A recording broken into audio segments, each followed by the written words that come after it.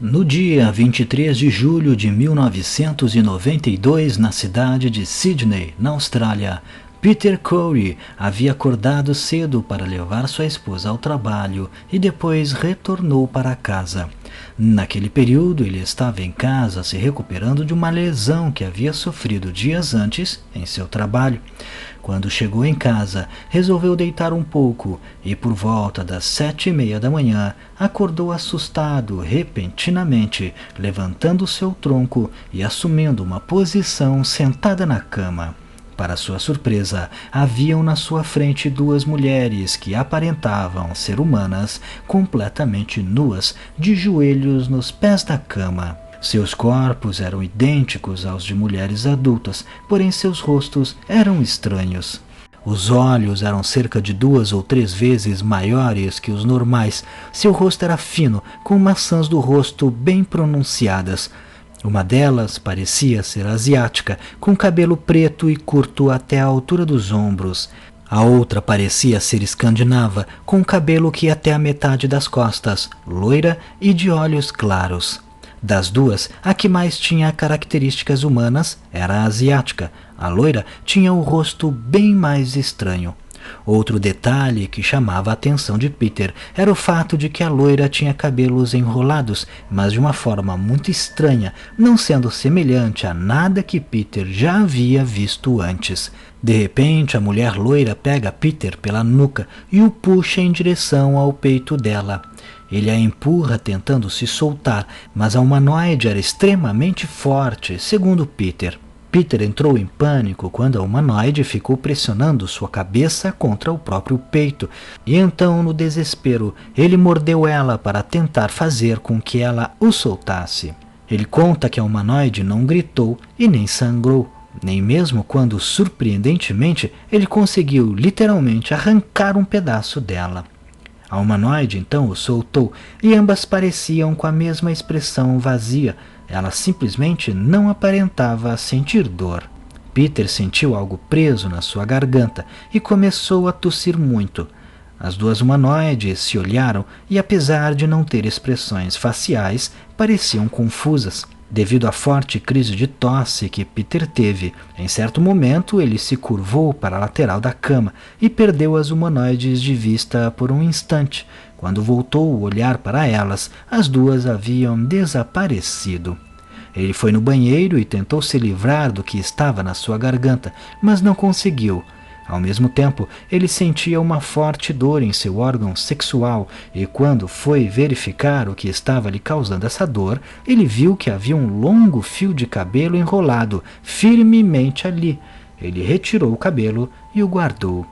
A sensação de que algo havia na sua garganta ainda permaneceu por 3 dias, lhe causando várias crises de tosse nesse período. Após o 3º dia, finalmente a sensação passou. Peter relutou muito em contar para sua esposa o que havia acontecido, mas depois de um tempo resolveu falar e, para sua surpresa, ela acreditou nele. Peter então procurou o ufólogo Bill Shawker, que estudou o seu caso. O fio de cabelo recuperado por Peter era loiro, então provavelmente proveniente da humanoide loira. Mas Peter não sabia dizer como havia parado lá. Bill pegou amostras de cabelo da esposa de Peter, do próprio Peter e também o da humanoide. Testes foram feitos no cabelo de sua esposa, mas não foi possível retirar DNA utilizável dela, porque seu cabelo possuía muita química causada pelos tratamentos estéticos que ela fazia. Já o fio de cabelo da humanoide não havia nenhuma química e por isso foi possível extrair e estudar o DNA. O resultado foi de que o cabelo pertencia a um ser humano, mas apresentava 5 marcadores distintos que eram característicos de um raríssimo subgrupo mongol chinês. Um levantamento foi feito comparando com dezenas de milhares de outras amostras do mundo inteiro, e apenas 4 pessoas tinham estes 5 marcadores distintos. Todas as 4 eram chinesas e possuíam cabelos pretos. Ou seja, o cabelo encontrado, além de possuir uma ancestralidade extremamente rara, era loiro e não preto, como seria o esperado. E é provável que não seja possível encontrar um humano vivo atualmente que possua estas mesmas características em seu DNA e que tenha um cabelo loiro natural. Peter também contou que essa não foi a primeira experiência ufológica que teve. Em fevereiro de 1988, ele viu luzes estranhas no céu, e em julho daquele mesmo ano de 88, Peter acordou à noite em sua cama com seus tornozelos sendo agarrados. Em seguida, ele se sentiu paralisado e entorpecido. De repente, 4 figuras humanoides encapuzadas surgiram ao lado da cama. Então uma voz apareceu em sua cabeça, dizendo que ele deveria relaxar e não precisaria ter medo, pois seria como da última vez. Em seguida, um dos seres introduziu uma agulha na lateral de sua cabeça e Peter então desmaiou. Quando acordou novamente, tudo estava normal. Durante todo o incidente, sua esposa permaneceu dormindo ao seu lado.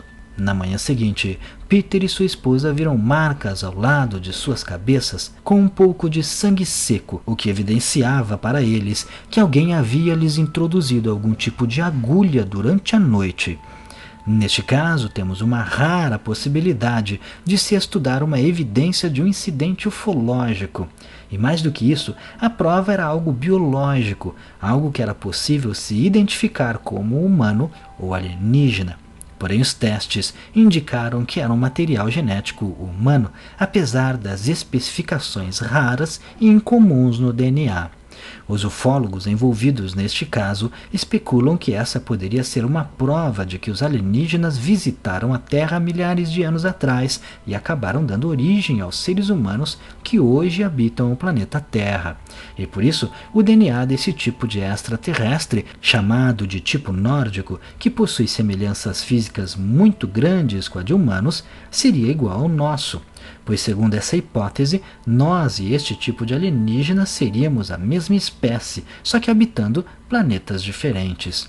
Outra hipótese levantada também é a de que estes alienígenas estariam fazendo clones humanos, ou ainda híbridos. A intenção para se fazer isso seriam desconhecidas, mas poderiam envolver a criação de uma nova espécie adaptada a viver em outros planetas, ou ainda tentar melhorar geneticamente os humanos, introduzindo humanos mais resistentes a doenças, por exemplo, em nossa sociedade, a fim de fazer a manutenção da raça humana na Terra. Outro aspecto que chama a atenção é o fato de as duas humanoides estarem nuas, o que pode indicar que elas provavelmente tinham a intenção de fazer algum tipo de experiência reprodutiva, a exemplo de outros casos, como o de Antônio Vilas Boas. O ato de ter puxado a testemunha em direção ao seu peito e o pressionado talvez seja uma forma desajeitada de tentar instigar a testemunha a ter relações com ela. Outro detalhe que pode ser analisado é o fato de as duas humanoides não demonstrarem expressões faciais, e também o fato da loira não ter sangrado ou demonstrado dor na hora que foi mordida pela testemunha. Isso pode indicar que talvez elas não fossem exatamente seres biológicos naturais, e sim algum tipo de máquina biológica. Talvez fossem inteligências artificiais criadas em um laboratório alienígena, utilizando DNA extraído de abduções humanas anteriores. Criando estas máquinas biológicas, os extraterrestres poderiam estar querendo imitar um humano justamente para que a testemunha se sentisse à vontade para realizar o experimento. O fato é que a pesquisa que foi divulgada em 1999 na International UFO Reporter, um jornal trimestral de Alan Hynek, nunca teve os testes de DNA replicados ou apresentados à comunidade científica. Tudo ficou restrito àquela matéria. Então, não é possível se ter certeza de que a testemunha não tenha talvez inventado o incidente e que o cabelo fosse de um outro humano qualquer. Também não é possível saber se os testes realmente foram realizados e de forma correta, além de uma interpretação correta dos dados adquiridos. Mas caso o incidente e tudo que se descobriu dele seja real, isso gera mais perguntas do que respostas. Mas e você? O que acha? Não deixe de comentar. Se gostou, clique em gostei. Não esqueça de se inscrever no canal, vire membro se puder clicando em Seja Membro e me siga lá no Instagram.